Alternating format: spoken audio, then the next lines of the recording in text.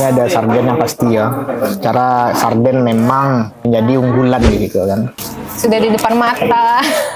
Itu sarden, paling asin, ikan itu sisiak, yang koto gadang, ayam rendang, Iya. bergedel dan tempe. Aduh patai. Iya itu tadi itu ada patai, aduh kantang ya. Di dalam sarden itu ya. Potongannya kan kadang-kadang, tadi ikannya saya potong, cukup karena pakai sarden yang gadang. Jadi saus sarden itu banyak gitu.